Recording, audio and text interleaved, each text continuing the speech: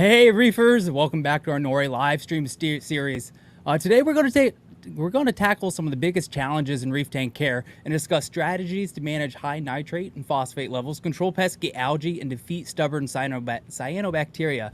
I'm Gavin Jones. I'm Nori's Treasurer Secretary, and I'm joined today by Nori's resident phytoplankton and nudibranch expert Tanner Vermeulen.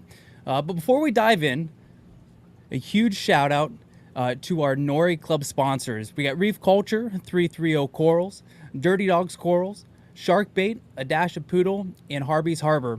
Without their support, clubs like ours wouldn't be possible. And also, don't forget to like, subscribe, and hit the bell icon to receive updates on all Nori videos. Now let's get started. Tanner, thanks for joining me today. I know Jeff had something going on, so you're stepping in, but we really appreciate you jumping in. I know you're a wealth of knowledge here, especially on this topic. Thanks. Well, I'm happy to be here, so thank you. So, like I said, we're going to discuss nitrates, phosphates, different strategies to lower those. Then we're going to get into some cyanobacteria. And Tanner, since we have you here, we'll talk a little bit on phytoplankton and how that can help with our nutrients. Am I lagging, Tanner? It looks like on my screen I am. On mine, you're fine. No, perfect. Okay, maybe it's just my computer. Oh, there now lagged. Yeah. All right. Perfect. So nitrates, phosphates, and the dreaded algae that comes with it. Tanner, what do you think causes most of our algae issues in our tank? Well, like nitrates and phosphates are like a big draw. I know a lot of times it's not having the organisms in place to eat it. For example, like I'm staring at my tanks right now, and I have like just at a quick glance like 20 snails climbing up my walls, and I have hermit crabs walking all over. I know like that helps maintain it. Having something like tangs can help, but I mean it's kind of like preventing versus treating can also really help. Yeah. Give me 1 second here as I. Oh, you're good. I understand technology is not always fun. Just got done with meetings all day, so I feel it. Well, we just updated. How do I go from test my speed and I'm at 600 megabits and now I'm at 54? Whatever. So yeah, let's talk about. You mentioned nitrates and phosphates and how that can lead to algae. What method are you using to control your nitrates? So I have filter socks going, and I usually replace those 2 or 3 times a week. And then I have a skimmer. I have a refugium. A few months back, I was using carbon, GFO, all that good stuff. And then, but yeah, I mean that's the main 3 that I use. I use filter socks, refugium, folicato. And also phytoplankton. I dose phytoplankton about every other day. That's how I maintain mine. And right before here, I was just testing, and I had like barely any nitrates and phosphates right now. So I'm running pretty good. And if we got time, we'll get into a little bit more how phytoplankton can help lower those. But you mentioned your filter sock. You change it every 2 to 3 days. I know I do mine every 3 days. And that's so it removes any leftover food and waste. And if you leave it in there, you can wait till it clogs, of course. And then you got to change it. But as that's happening, everything's decaying in there, and as that decays, that's only bumping up your nitrate. So one way to help keep your numbers lower, change out your filter socks. If you're one of those people that you're not going to change your filter socks out every 3 to 4 days, I would suggest look into getting a roller mat. Essentially a filter sock, but it progresses, and you're always working on some sort of clean what? It's floss, like I know. I know a few people who have gotten filter socks or roller mats, I guess, and I know that they love them. Like they swear by them. They're like, these things are the best. I know, what was it, the Red Sea Reef mat that recently came out. That thing seems to be working great. I saw one like the Smart Roller, which is also like a protein skimmer, somehow also combined in it. Um, there's I've seen so many different ones now. They're really great. One other thing I'll add about filter socks, I know some people will actually get filter cups, and in the cup they'll put filter floss. It's like a fresh, like I know a lot of people use it from like freshwater days, um, but I used to do that exclusively, and I would just buy filter floss. I'd get like big bags of it, throw it in there, and just throw it out. Like especially when I'm just setting up a tank. When I'm just setting up a tank, I'll put in that filter floss because of all that dust and debris that comes with it. It's just so much quicker to just chuck all that stuff. Yeah, filter floss, filter socks, roller mats, all are great. Right. So that's more on the mechanical end. So say that's your first step. That's you coming straight out of the tank into the sump. That's your first line of defense to helping keep your nutrients lower. You mentioned skimmer. Skimming, of course, is another, and we can talk a little bit more on skimming when we get to carbon dosing. I think it'd fit well in there. But after the skimmer, you run Kato, don't you? So I am currently running half Kato, half Dragon's Breath. So it's that really beautiful red macroalgae that has like orange tips to it. I I'm slowly falling in love with that. The main goal right now is to actually slowly get rid of all of my Kato and just have Dragon's Breath, just because I like the way it looks and it's just different. But yeah, I've been running Kato now for 4 years, and I've been running Dragon's Breath for 6 months. I will say this: if you do use Dragon's Breath, uh, you won't be pulling it out every other week. I know, like I throw out Kato every other week. I'll usually make a post on like the Nori Facebook groups or just any group and be like, "Hey, free Kato. If you want it, come get it."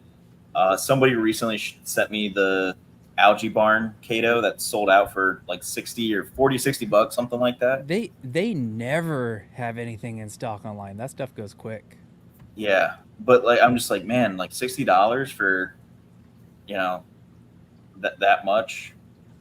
Yeah, it's difficult to do that. I know for me, one thing I saw on like a Reef Builders thread, and I've seen it on Reef to Reef multiple times. If you get Kato from somebody else, myself included, anybody, and you're saying like, "Hey, I don't fully trust it. Maybe they might have something funky going on in their tank." Take a bucket, put some RODI water in it, let it soak for 24 hours. It'll kill off everything. It'll kill off the pods. It'll kill off the flatworms. It'll kill off any aptasia that's in there. It'll just and it helps like clean it out. But I know quite a few people who do that. Are you running Kato or what are you running? I am. I run Kato. I don't. I'm not harvesting as fast as you are, or maybe it's more the fact that I don't like throwing stuff away, so I never take any out. Well, But occasionally, good. I have to take mine out so I have space for more More of your Dragon's Breath. Yeah. Yeah, I've taken it to frag swaps and I've given it away, at Nori events. But yeah, I can't throw it away. So I just let it grow. I don't know if that's bad that I'm not pulling it out. I know it's definitely risky if it were to crash. There's a lot more in there to do harm to the tank. So like from what I understand, the main benefit of throwing it out is that it's not growing to its maximum, and then you might have like a pocket over here die, but then this will grow back over top of it, and so on and so forth. But when it dies, it releases back in that nitrate and phosphate, and that's kind of why I'm going in there, manually trimming and removing it. Right. So we forgot to mention. So we're talking about keeping nutrients low. What do you keep your nitrates at? So my nitrates. So I use the API, little like cheapo API test. Yeah. That's what I usually use whenever I really want to like no. I bust out the HANAs, but I mean it's barely detectable. So it's like that minimum light, like the smallest color. I'm like, all right, good enough. But It's just so much cheaper. so you say yours is barely detectable, so you're running lower. I'll tell you Yeah. what, I look, I'm horrible at testing. I tell myself, hey, you're going to test before you go to work today, or you're going to test when you get home from work today, and then it never happens. So my last test on my main system was June 6th. You ready for these numbers? All right. So my nitrate was 20.2, which to me, in the 20s, that's not bad. My goal Yeah. isn't to keep that 5 to 10 that everyone likes to preach about. But 20 is good for me. But you ready for my phosphates? Okay, I'm worried about This this, but yeah. 0.84. Wow. 0.84. But you want to know how much algae I have in my tank? Probably none. There's none Like in yeah. there. Yeah. No algae at all. So it really it's not about chasing numbers. If you listen No. to a lot of the people who are big in the podcast, reefing podcast or YouTube, a lot of them go through phases of higher nutrients. Or that's just where they keep it at, and they don't do anything to change it. So if you're out there and you have higher numbers, don't think that, oh, I got to get them down to what everyone's saying is the perfect numbers. Uh, my big Eh, thing is stability and keeping a decent balance, and we'll talk more about how out of balance nutrients can affect your tank later. But you were going to say something, Tanner? I would say, and like I have 10-ish gallons, 10, 15 gallons that are dedicated to just a refugium. Like I have 10 gallons of water that is just dense Kato. That's constantly pulling that out. I don't have many big fish. I think my biggest fish I'm looking at right now is my Scopus tang. That's my biggest fish, and I run one tang in my frag tank, and I have one tang in my display.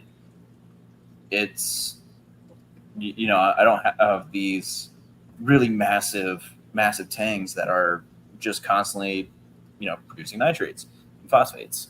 So I mean I've seen some tanks that have what some people would say like critically high nitrates and phosphates that are stunning, white sand beds, no algae on the rock, and they have these big old tanks, just like tanks, like just swimming by, and you're like, God, like no wonder it's so hot. Right there it is, and they don't run Kato but that everything's healthy.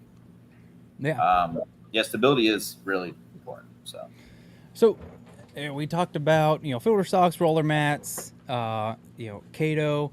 You said you're using Dragon's Breath. There's also, if you go on Algae Barn, they have all sorts of different things, and really it's your preference what you want to use. If you're going to use macroalgae to reduce your nutrients, it's your preference. But there's sea lettuce, there's Caulerpa, and there are probably like 3 or 4 other different types of algae that I really didn't look into on there. I'm also looking into getting blue hypnea, which is like a blue macroalgae, uh, and just because I'm looking at possibly doing like a algae or a macro tank just for something like a little bit on the side here during the summer just to play with. Um, I mean, there's so many different algae out there. I've seen people get Algae Barn's a good resource. I think they're probably the most well known. Macro Mosaic, I think, is another one. I've heard quite a few people use them and have really good responses or reactions with them. And then also, I think it's Macro Lady was in one of them that I got connected with, and her and I right now are going back and forth on possibly trading some Kato for some other macros because she needs Kato. That's awesome. So Let's see, go back to my notes here. So Kato and all the other stuff. How else are you managing your nutrients? You do regular water changes, or you just relying on? I'm not the best at water changes. I'll be honest with you. Welcome to the club. Yeah. I used to be religious with it. Once a week, consistent water changes. Now my tank is pretty well on cruise control. I'll do like monthly water changes, and I'm not doing, a massive one. I may be doing like 10 to 20% of a water change, and it's just like a quick little siphon out the sand bed, make sure nothing's building up anywhere. Hit like a few trouble spots that I have in my frag tank. Like I got my flow dialed in where all my detritus like pools in one point, and I just stick a hose down in there real quick, suck it all out, and I mean I don't even change out a gallon of water, and I'm done in the frag tank. But if I'm battling with something or something was going on, I mean I would do like a close to 50% water change. So. Well, let's look at the numbers here. You said doing a 50% water change. So say if you have a 100-gallon system, and say your nitrates are at 50, and your phosphates say they're at 0.80. So if you do a 20% water change, looking at the math, 20% water change, that'll lower your nitrates to 40 ppm and your phosphates to 0.64. If you do a 50% water change, that's going to lower them to 25 and 0.4. So that's why everyone's getting into doing less water changes. Doing ICP tests, dosing trace elements, dosing bacteria and everything, also they can do less water changes. And they're hoping on the next bottle of whatever, or the next reactor, next piece of equipment, that's going to help keep their nutrients down. But in the end, the best way to keep your nutrients down, other than making sure they don't, doing things so they don't go high, is do a water change. You're putting in 0.0 if you've got decent RODI water, you're diluting everything, and I would say that to me would be the best way to lower everything. Like for example, like right now I'm staring at 125 gallons of water just in a display, between my 75 and my 50-gallon low boy. But like I get jealous sometimes. Like Colin, I forget his last name. He has a stunning 13.5 gallon fluval. Oh yeah, and I'm like, man, like you do like a 1 5-gallon bucket. That's 33% of your tank. I know. I have a 5-gallon Pico tank. Yeah. And that's the volume on the box. I'm sure it's probably only like 4 total volume, with sand and rock. But I do like 2 gallons, and there's like maybe two inches of water left in my tank when I do that. Yeah. What is it? The PNW desk tank or whatever the heck it is, and it's like a cup or something like that. I forget what it is. Do like a shot glass and do a substantial water change with that thing. I mean, I've heard of people literally taking that thing, dumping the water out, going over to the display tank, scooping a bunch of water back in and put it back down, and it's like doesn't skip a beat. But so I say, one of the best ways to control, I would say, your nutrients, just do consistent water changes. If you think, so say a box of Fritz salt, 200 gallons is about $80 right now, right around there. Yeah. Think of all the different bottles of stuff that you're buying. You're thinking you're saving money by not doing water changes and buying salt, but with all that other stuff you're buying, you're spending just as much money to try and just chemically alter stuff when stick to the basics and water change will probably fix it. Yeah. But if if you're not going to do like weekly water changes, there are some other methods. One of the big things, and you hear a lot of people talking about, is carbon dosing. Are you ever carbon dosed, Tanner? Yeah. Little What? bit here and there. Nothing like super, nothing super complex. But I know a few people who go really deep into the weeds. But I have only done it a few times. Oh, it can get deep if you really want to look at it and look at what it's doing. It can get deep. What did you dose? What did you use? So I did no pox. That was my first one, my first experience with it. Um, it- just a quick warning to everybody: if you get no pox, there is a smell.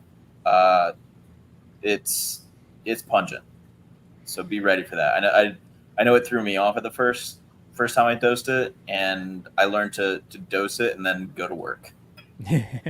But it's a smell. So, I've done vodka dosing. Um, that I didn't need to do for long. It got pretty well taken care of. But yeah, so I got no pox. You can vodka dose, you can sugar dose, you can use a biopellet reactor, and it's yeah, neat. So I really dove into like what a biopellet reactor does. So I hate adding more things to my tank. one more thing to Uh, maintain.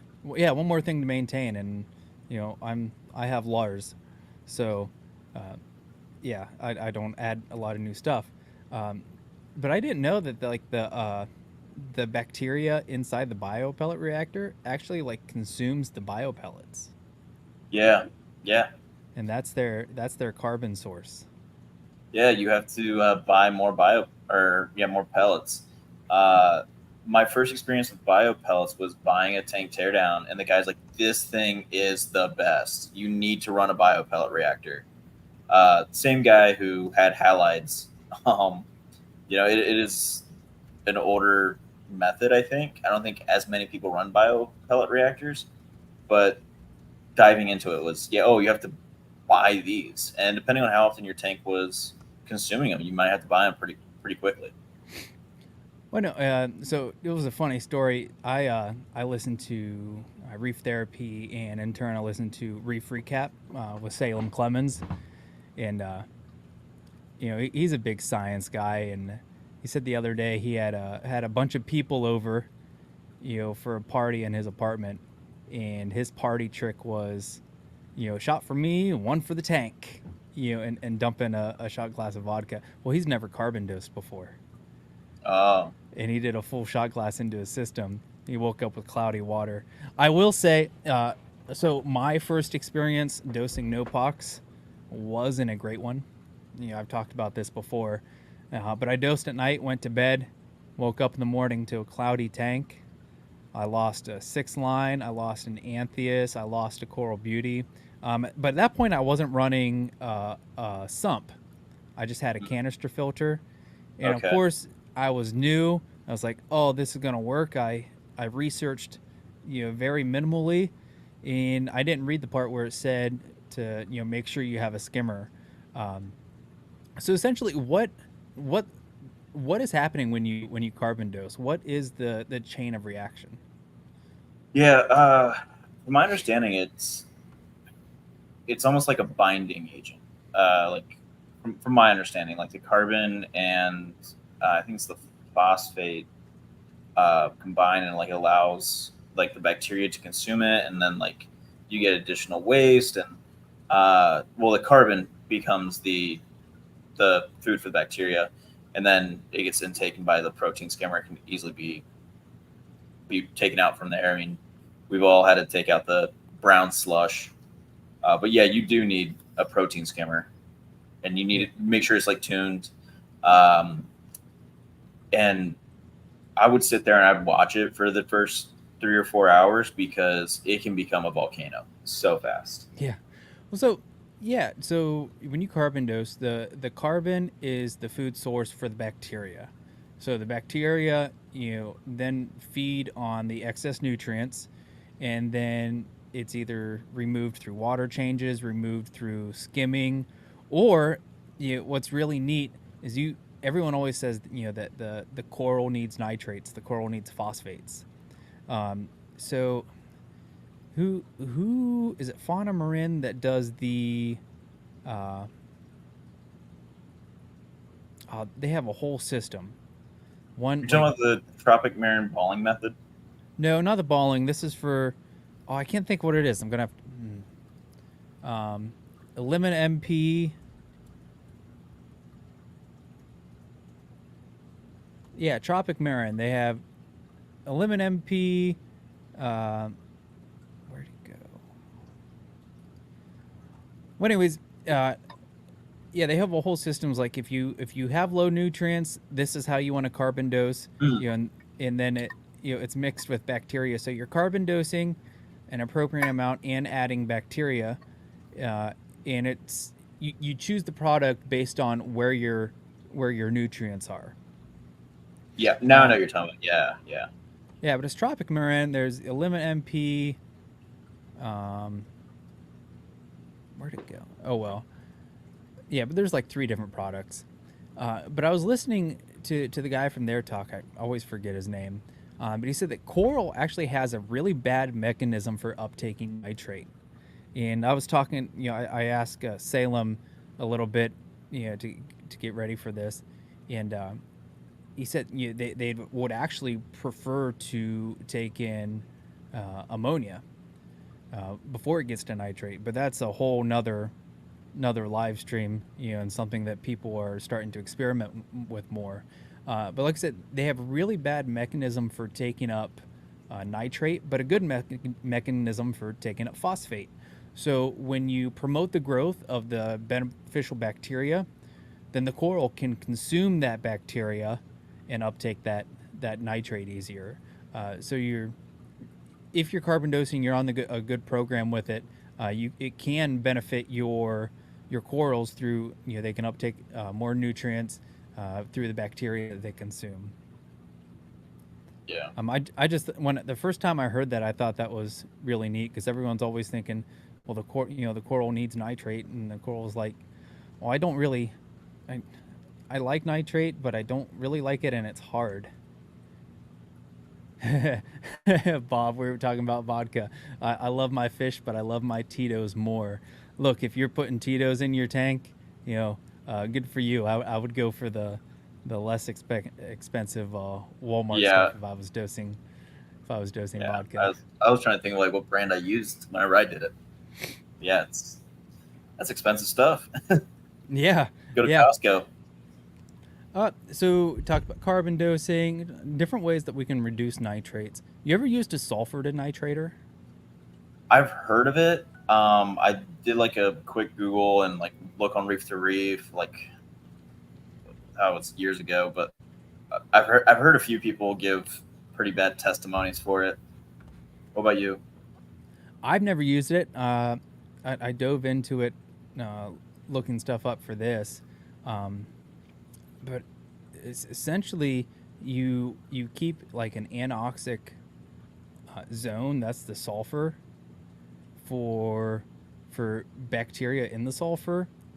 Yeah. And it lowers, the water comes in, say, it comes in, 50 parts per ppm, and it'll come out of the reactor, less than that. So everything happens there, and it's just bacteria that need a low oxygen area inside the sulfur. It was neat. There, I didn't like dive deep into it because we're not like talking about how this isn't a live stream on sulfur denitrators. But if you just do a quick YouTube search, there's really not much about them. Yeah, I know it was one of those weird deep dives where I think that's when I was first getting into the aquarium hobby. Somebody on some thread was talking about them, and they were singing the praise of it. And then the very next person was like, "Never get one of these. These things are so much hassle that you can mess up so much." So I don't know enough to give anyone any information or suggestions on it. So It did seem like you really had to tune it. You really had to pay attention and yeah, fine tune it. It sounded like it worked pretty good, but it's something you really had to fine tune. So yeah, we talked about nitrates, which nitrates high, low, you really don't see a lot of bad with it. But what you do see bad come with is more of your phosphates. And phosphates can, excuse me, phosphates can, really wreak havoc. Um, I told you mine's at 0.8, 0.84. I'm not seeing much, but it really could be hurting my tank. Did you say that you used GFO when we I were talking used to earlier? use it. I used to use it a lot more than I do now. Um, like early stages of my tank, I used it a lot. So for people who don't know, granular ferric oxide, Yep. I believe is what it is. Uh, Cheap. It's super cheap. If you can get it, you can get it two different ways. You can do it for like a canister filter. So basically, the same thing as like a carbon reactor, right? Works great. A light tumble. If you do it too fast, you're basically breaking it up inside there, and it's doing nothing. So like a slow flow. The other one is if you just go and get like the ChemiPure, right? ChemiPure Blue. Yeah. Yeah, it has it in there. It's already like pre-mixed. Just toss it in your sump in like a good flow area, not like a super high flow, not in like a area with no flow. Um, I know I've done both of those, and then it's not a immediate remedy. It's a very slow process because you don't want it to go from up here and just straight nosedive down. But yeah, I'm a big fan of GFO. I know I used GFO for a while and it worked for me. I mixed it. I ran GFO and carbon together. Um, it seemed to work pretty well for me. I definitely bottom out my phosphates quite a few times for just running it too fast or too much. That's another one of those things. Definitely stick with the manufacturer recommendation because, like Tanner said, Yeah, you don't want to go from here all the way down just like that. Um, but one of the drawbacks of GFO is that it can also remove like some of your trace elements and stuff.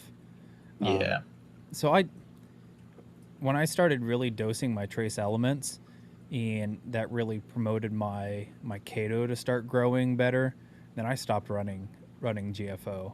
Um, yeah. I'll run it. Like I know It some people will use that like Kato grow, mm, and it's supposed to like replace the elements that are get pulled out from the GFO.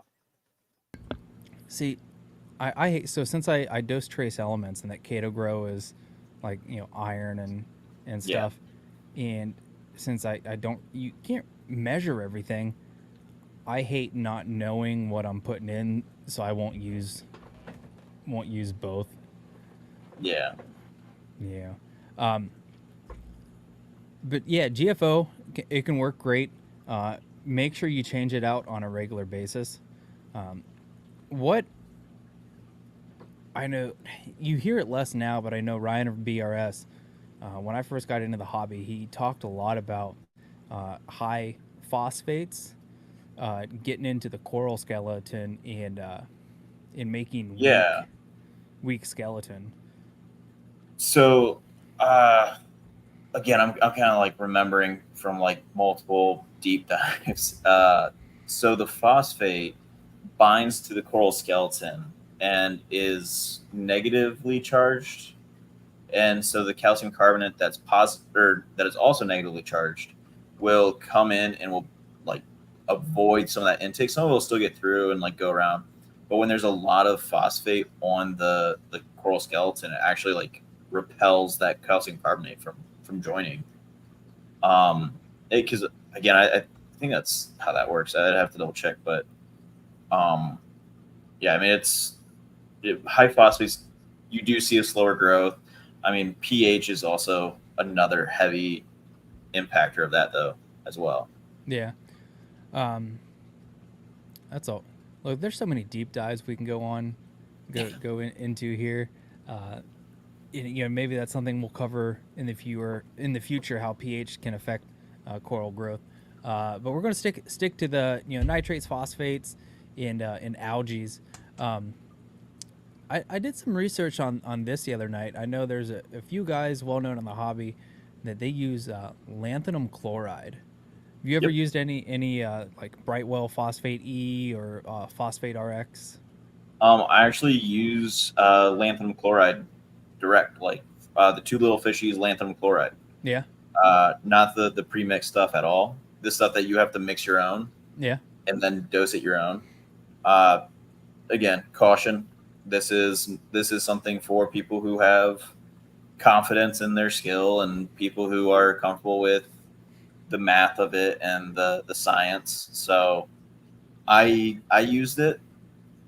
Uh, Basically, I calculated out how, like, what am I at currently? Where do I want to be? What's my dosage?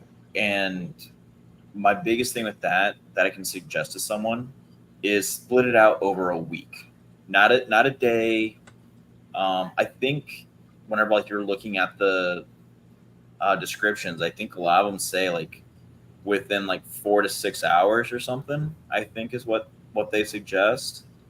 Um, but whenever I was doing lanthanum chloride, I split it out over a week and I dipped it right into my overflow, so it had time to mix and everything like that, and then went into my filter sock. Don't dose it to your tank. Like, don't dose it into your display. Don't dose it into your return, because it precipitates out, and you'll see like a white dust, and that can get inside your fish scales, irritate them, cause I think it reduces oxygen in the water. So yeah, if you can get behind your weirs, dose it there so it goes straight into your filter socks and gets pulled out. Yeah, I mean, it it will take high phosphate down to zero in a few hours. But again, I split it out over like a week. Take time with it. yeah. So I watched a video from Reef where he had someone on talking about lanthanum chloride, and essentially what it does, it binds the phosphates uh, in the water. So yeah, it does become a particle. So you want to dose that somewhere where it's gonna bind and mix, and then immediately get filtered out. But like you Yeah, said, yeah, it can get in the gills of fish and cause I know what you mean. yeah, that word. I have it written down here. Asphyxiation. Thanks. Say that 10 times fast. Or is it just me?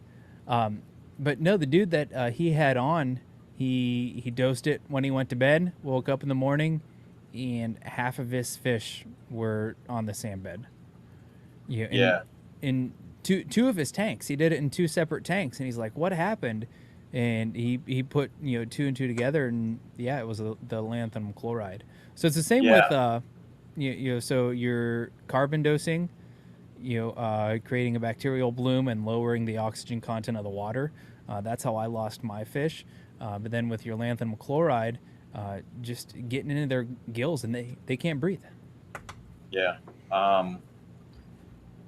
Yeah, I know some people who swear by it. I've used it a few times, and I still have 98% of a bottle sitting in my back room. Just haven't had to use it since. But I will suggest if you do it, get 2, 3 uh, cheap little airstone air pump things. Throw them in the tank. Let like just increase the oxygen as you do it. Yeah, I'm gonna look into it. Like I said, my phosphates are high, but things still look good. So maybe once things slow down at work, I'll start to experiment more. Um, It's scary. Like reading everything that you do, read on it. I like I said, I did it on my tank. That was like a few years ago, and I stood by my tank watching it for like the first 6 hours with enough water pre-made, mixed up, all right there to do 100% water change. In the event that I was like, oh, this is going south, 100% water change right now. yeah. So Just, do your research before you dose anything. Do your research and do more than just watching, one video or reading one thread somewhere. You spend some time doing some research so you fully understand it. So with, nitrates and phosphates, everyone always thinks high nitrates, high phosphates, you're going to have crazy algae, which isn't always true, but can definitely come true. Different things: hair algae, bubble algae, bryopsis. When was the last time you had a bad algae bloom, Tanner? Whenever I moved, when I moved, everything got real upset with me. I had bubble algae like you would not believe. I was going in there and I was pulling out chunks of it and throwing it in the trash. It was like all up in my weirs. The one day I came downstairs, my emergency overflow was like just pouring in water because so much water had built up, or how much algae had built up around my main overflow. Yeah, I mean, bubble algae is the bane of my existence. Thankfully, I got a ton of emerald crabs, and I mean, I think I got like a dozen emerald crabs. Threw them in there, started making quick work. I got a fox face. He started eating at it. My Cato finally started growing and catching up, and it was just this symphony of things finally going right. And now, knock on wood, I haven't had any bubble algae. See, I also have issues with bubble algae. If bubble algae was currency, I'd be rich. Yeah, Keep it. I don't need it. I'm good. I know when when I started my 20-gallon lagoon, it's got anemones, mushrooms, and rock flowers. I had horrible bubble algae in that, and I forgot to grab it. I had a tool that I was gonna show, but I forgot to grab it. So everyone's always asking, "What can I do? What can I do? What can I do?" My number one suggestion is always manual removal. Yeah. First off, get it out of there. It's going to be harder to reproduce if there's none in there. So Fish of Hex, he 3D prints a lot of things, and I got a piece from him. It's a little like pick that goes on the end of a hose, and you can just pick it out, and it sucks it right out. And I was constantly, every time I did a water change in that, I was picking it out. If I had like hair algae growing or whatever, I got what I could out with tweezers, and then I'd pull the rocks out and scrub them with a toothbrush. Yeah. So manual removal, and then of course, your tank's going to get better as it ages, as that the beneficial bacteria grow, and you get coralline on there. And you get the fish and the snails that you need to control it. So remember, nothing good happens fast, and I say that a lot. So if you're having the bubble algae issues, if you're having the hair algae issues, it'll go away. Just take your time, but you got to put your elbow grease in. So I always tell people manual removal, and then check your nutrients. If you need to lower them, get them in balance. That'll help you get to the root of the problem, and then get the proper cleanup crew. So whether snails, hermits, if your tank's big enough, tangs, foxface, things that'll eat that stuff and keep it at bay. Neat story. Urchins do great on algae. Oh yeah. So in my frag system, my 50-gallon lowboy, finally, all my hair algae is gone. All my hair algae is gone, except for on the urchin spines. It's the only place he can't eat. So there's hair algae growing, this long off of his spines. He got a haircut the other day. How many people go and give haircuts to he's a pencil urchin. So how many people go and give haircuts to their pencil urchins? It was just neat. He's just this green blob rolling around, eating algae. I will say another thing that really helps, and I kind of forgot about it till just a second. Um, Coralline algae. It'll come with time as the tank ages. Um, I know for me, like my tanks have been up for just about a year now, and I'm just now getting like a good thick coat of coralline algae on the back of the glass.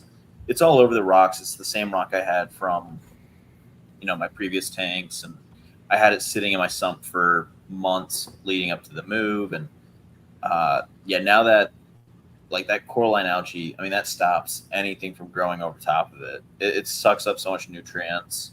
It does suck up alkalinity and calcium, but it stops from bubble algae being able to even form, or hair algae, or bryopsis. And So yeah, you got to think. So you put something brand new in the tank that's it's sparkling clean. Um, the good stuff always takes time, and the bad stuff is always opportunistic. So that clean piece of rock, that clean frag rack, all the bad stuff is going to go. Oh, look, more place, more space to play, and it's going to go there. So give your new stuff, give your tank time. That beneficial stuff uh, will will populate and will eventually outcompete the faster stuff. But like if you're fragging or you add a frag rack, I like to soak my stuff in the tank first, and that yeah, allows for that biofilm and everything. When I set my frag system up, I put some nice new frag racks in there, and I got algae all over the place. Like it was horrible. It was smothering the corals and everything. But now, yeah, anytime I put something new in the tank, as far as plastics or frag racks or anything, it sits in my sump for a while, and I haven't had any issues since. yeah, Uh, so to, to to help with algae control, running that Cato, grow algae in your refugium so it doesn't grow in the main display. I've got the Cato. There's algae growing on the sides of the refugium. I think I saw some hair algae in there the other day. But like I said, there's nothing in my display, and my nutrients aren't perfect. Uh, so different things, different ways you can help with that. Um, I'll say this again: manual removal and getting to the root of the issue, which is going to be the new tank or unbalanced nutrients. But one thing, it was marketed, I used it, and I really wanted to point it out to people. Is Tanner, you ever used Vibrant? yeah. I used it quite a few times. I still have a bottle sitting in my like storage cabinet. So why people use Vibrant? Because it works. Yeah, It gets rid of your algae, and let me tell you why. So I took some snippets from their website, and this is their marketing stuff. It says, Vibrant is a new revolutionary liquid aquarium cleaner. You can say goodbye to algae, cloudy water, and that grungy, dirty aquarium, and say hello to that sparkling, crystal clear, algae-free Vibrant aquarium you always wanted. That sounds good, doesn't it? That's what yep. everyone wants. And here's what they say is in it: 95% cultured bacterial blend, 1% amino acids, 0.5% vinegar, and 3.5% other ingredients. Tanner, what really is Vibrant? Do you know?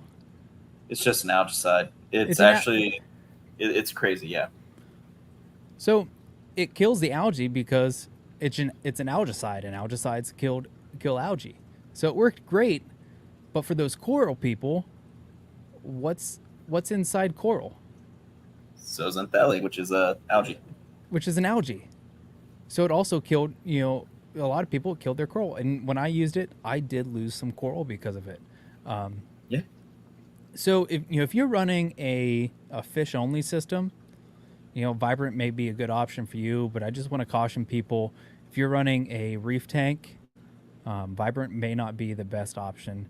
And I always tell people, water changes to control your nutrients, manual removal, and get to the root cause of the issue.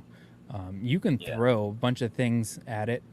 You can throw sulfur denitrator, bio pellets. You can carbon dose. You can throw the book at it, but and then a week later you don't see any changes. But like I said before, nothing good happens fast. So give yourself some time. It'll go away. Things will settle. You don't always have to, go to the hammer approach to fix everything. You had a thought, Tanner?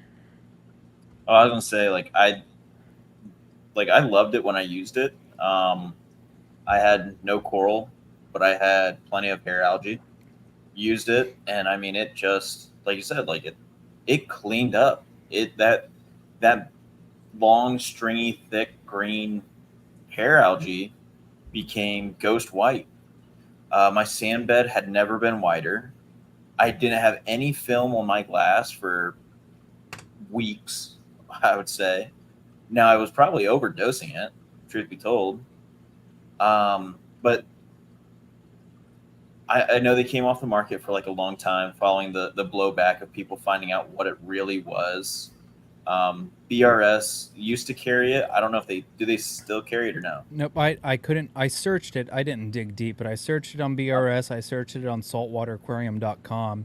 The only the real places I could find it was on Amazon and on the company that makes it on their website. Yeah. So we learned quick. I know there was a rebranding of it, like a rebranding for the freshwater side. It's the exact same thing. Works the exact same way. It's a different looking bottle. I can't remember what they call it now, but it's the freshwater version of it. And people are like, oh, this is great for my plastic tank. Oh, but yeah, because my planet tank is suffering. You're not going to kill your plastic with algicide. Yeah, but man, my planet tank isn't looking that well. I wonder why. So. Yeah, so I'll just I like to repeat myself. Do your water changes, get your nutrients under control, and by control I mean stable.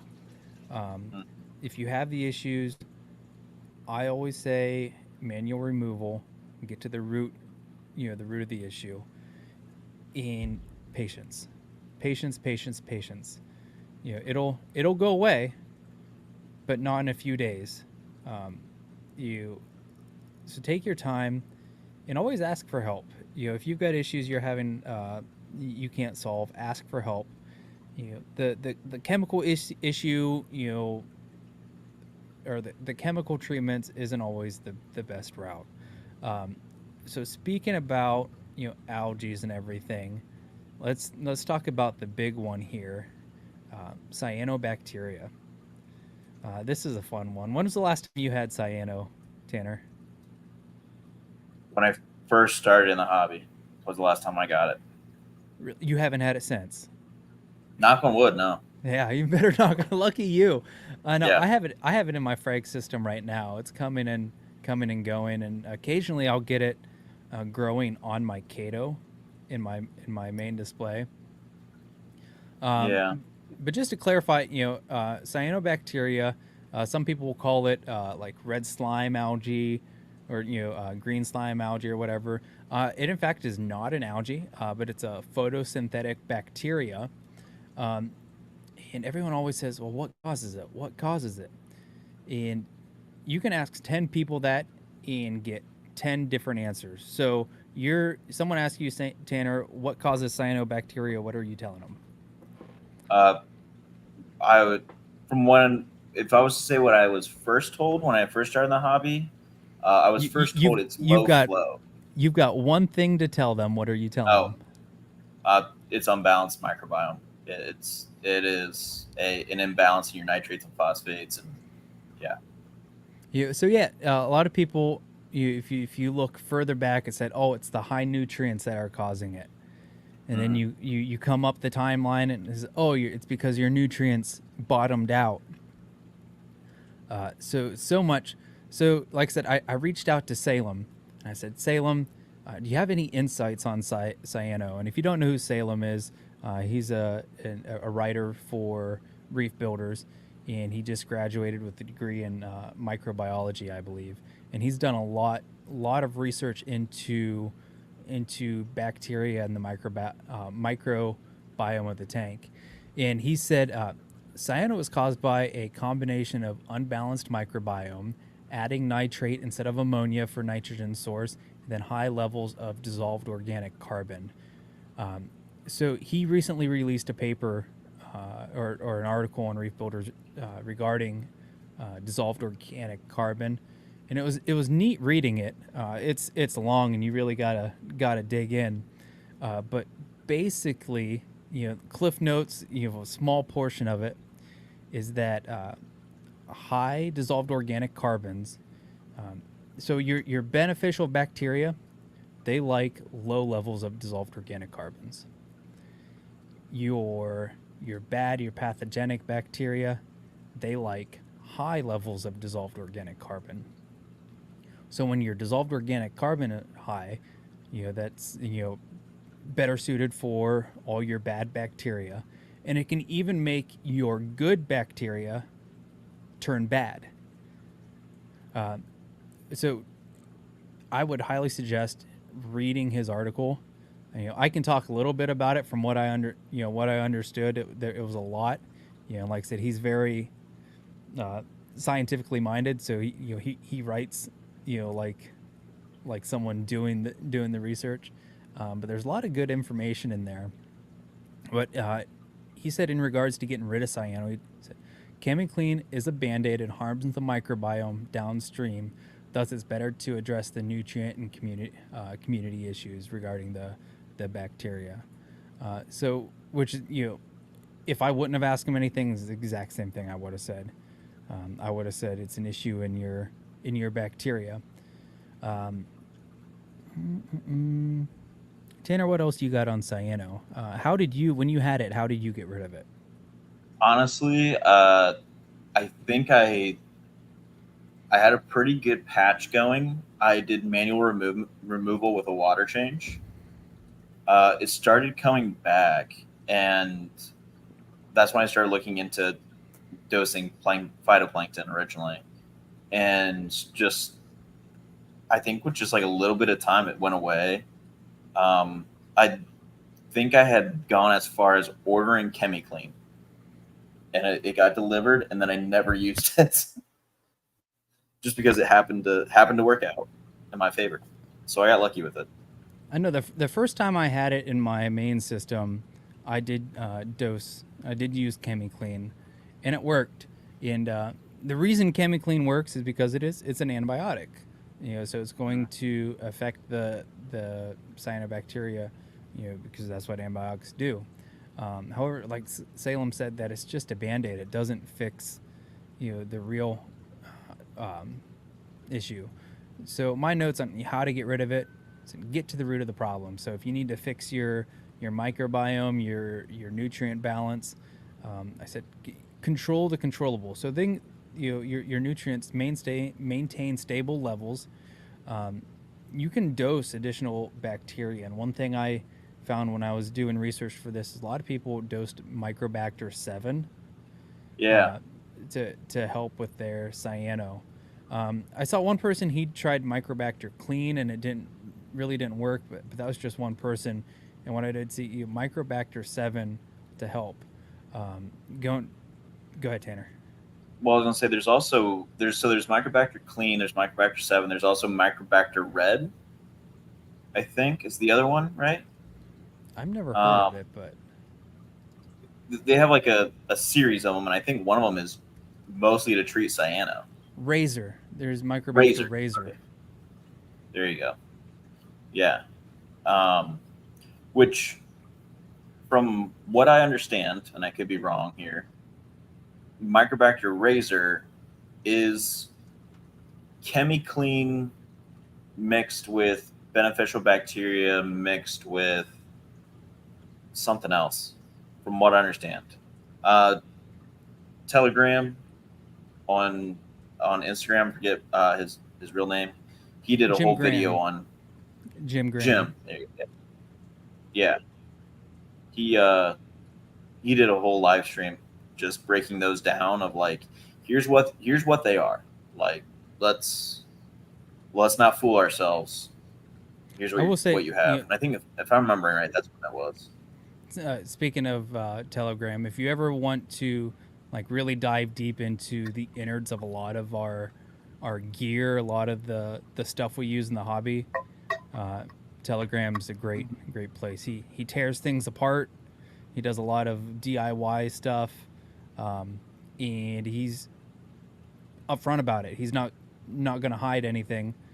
So it's neat watching. Definitely neat watching some of his videos. But yeah, Telegram on Instagram. Yeah. But yeah, you can add bacteria, and that beneficial bacteria is going to help fight the cyano. So if you go to Aquabiomics, they sell live rock and sand. So that's actually, it's cultured in the ocean, and then when they bring it in, they test it. So they do an Aquabiomics test on it to make sure that the appropriate bacteria are there. Yeah, and I haven't done an aquabiomics test on my tanks. I know a few people who have, and they're like, this is really cool, but I don't know what to do with it, which I think aquabiomics needs to do more education with it. I think I know that Reef Builders has a pretty good video on like what they mean. Mm-hmm. But yeah, like a lot of times people get these tests and they go, okay, what is this? And you can go through the tests, and sometimes it's like, oh, hey, we detected marine velvet in your system. Trace amounts of ick. Like the tank DNA test, I believe that would be. Okay. Yeah. It's crazy, but it's definitely aquabiomics is coming along. I do see a lot of people saying, yeah, what do I do with it? So, they don't really give you like, okay, dose this, dose that, but it's a snapshot of what your bacteria levels are. If you have the good bacteria, if you have the bad bacteria, and I'm not even going to try and butcher what they are, because I'm not that well read at it. But they are starting to talk more about what to do to increase it's more biodiversity is what they're aiming for. It's not, when you do your ICP, they give you, this element should be at, this level, and then you can go and you can buy that element and you can dose at that level. Well, aquabiomics isn't like that. They give you a snapshot, and if you've seen the charts, there's different colors relating to different types of bacteria. And it's, to tell you your tank is in the nth percentile based off of all the tanks that we've ran, and they've got a huge database. But it's not that this bacteria needs to be at this level. It's, you want to see a range of these bacteria, and we're not seeing this one. So here's some ways they sell, like I said, the live rock and the sand that they culture is a way to add some of that, or just getting some rubble or sand from a reefing buddy that you trust. Actually right now I don't know what you can call it, curing, allowing it to populate, I don't know, like 30 pounds of rock right now in my sump. Somebody wants to add to their aquascape, and they're like, hey, do you mind throwing some rock in your sump at night? I'm like, yeah, sure, whatever. And just like that, I have 30 additional pounds just in my sump, just for whenever they're ready, come get it. And just get that head start on developing all the good stuff. Like I said, different ways to get rid of the cyano. Like I said about the manual removal. So whether it's blasting it with a turkey baster, excuse me, siphoning it out. I know one thing I do is I do lights out for like 2 days. Do what? Lights out. Oh yeah, yeah. Since it's photosynthetic. So I do like 2 days, turn my lights off, and that gets rid of it. Now that's not treating the root of the problem, but it is a temporary band aid. Yeah. It's enough to knock it back to get to the where you need to be. If that makes any sense. And here's the thing: is cyanobacteria harmful? Essentially, no. It's ugly. It's not going to do a lot of bad. The real bad it can do is it'll grow on your coral, and then your coral can't do their photosynthesis. So they're not getting the food they need. So that's how it impacts the coral. So we talked about adding the different bacteria. Oh, yay! I saw my thumbs up. Lights out like I do, getting to the root of the problem, and I would say always ChemiClean as a last resort. ChemiClean works, but like I said, it is an antibiotic, so it'll get the cyano, but what other beneficial bacteria is it also getting with it? Yeah.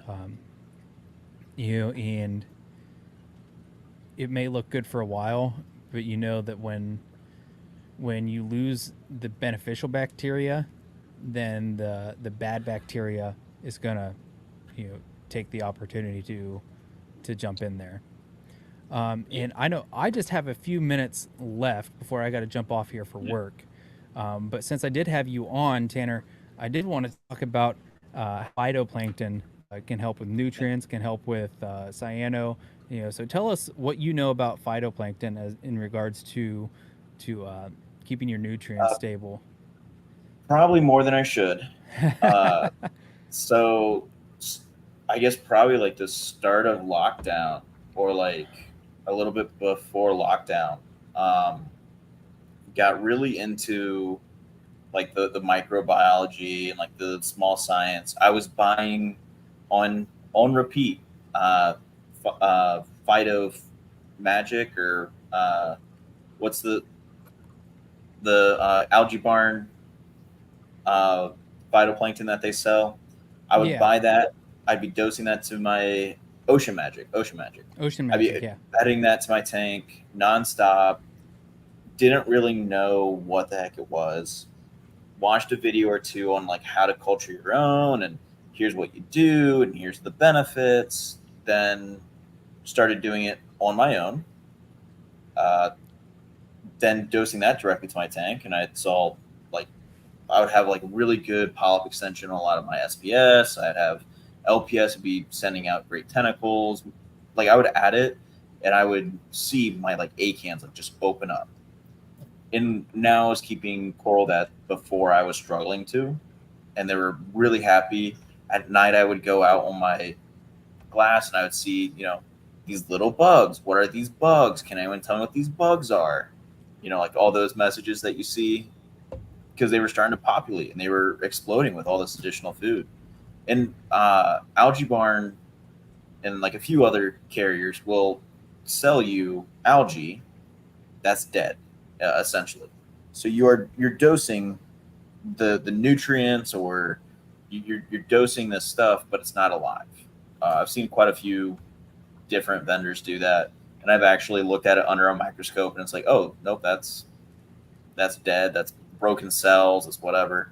There's like a really thick paste that people get. It's dead. Best way to get it is live. That's when it has the actual ability to take in nitrates and phosphates and to really help your tank. But yeah, I got really into it. Start out with nano. If you're going to do phytoplankton, nano is where you start. From there, began doing more research, talking to different actual like professionals in the field, talking to like clam farmers, talking to just the most random people on the internet who knew way more than I did, and fell in love with phytoplankton in a weird way. Basically, any type of plankton or any type of issue I have with my tank, I have an algae growing in my basement or or I have some like stocked up in the fridge that I can take care of. One really crazy thing. So there's a red uh, um, or plankton that I really like. It's called Porphydymium. It is by far my favorite one to have. One, it's beautiful. It's like a beautiful thick red whenever it's like ready to harvest.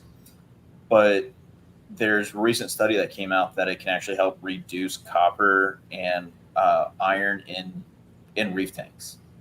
So if you're having like metal leaching from like a magnet that may have exploded like a while ago, or if you're just trying to make sure it stays at zero, it can actually pull that out, which is really cool. And then like it gets taken up by your skimmer, it gets taken up by micro fauna such as like copepods. But yeah, I mean it really is magical water in a way. And I just talked to so many different people about it, and now I'm obsessed with it. Right now, I have 6 species going. Most I've ever had at one time is 12 different species. Through my house, I've had I think 24 or 26 different species of plankton for different reasons. And from talking to enough people, it's like, oh, this is a really cool plankton, but it does nothing for our reef tanks. So it's just going to go over here. Like some of them are really great for something like a clam. Great. But if you don't have a clam, then It doesn't do much. what's the point? Well, it and other sounds ones, like we can really take a deep dive into this, and maybe that's something we dig into in the future. I know. Yeah. I hate to cut you short because I know you can talk good. and talk and talk about this. This is your passion, but I have to be at work at 8:30. Yeah, you're good. Yeah. But basically, all I was going to say, like to end it with, is anything that we talked about that can be fixed with a chemical can be fixed with phytoplankton. It's just finding the right one or the right blend. And then Harvey's, allowing it the time to do it. yeah, I think Harvey's, who's a sponsor, they have Nano and Tetra. I might be wrong. I think that's their phyto blend. Reef Culture has 6 different species, different blends. They have 4 different blends, all with like different plankton in it. So, yeah, I know you gotta get going, so I don't want to keep it too we'll long. definitely we'll look into doing more on this. I know this is something you can talk about, so we'll dig deeper into phytoplankton here in the future.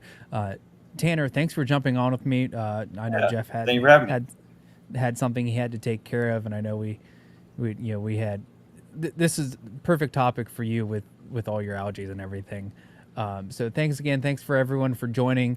Make sure you like, subscribe, and hit the bell to get updated when we're releasing new videos. Someone dropped a last comment. Oh, thank you, Bob. Thanks for watching with us. Even if you're watching in the replay, leave comments and we'll answer them.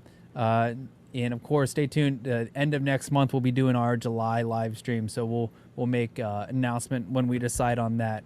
But thank you, everyone. Have a great night. Thanks, Tanner. Thank you. Have a nice night.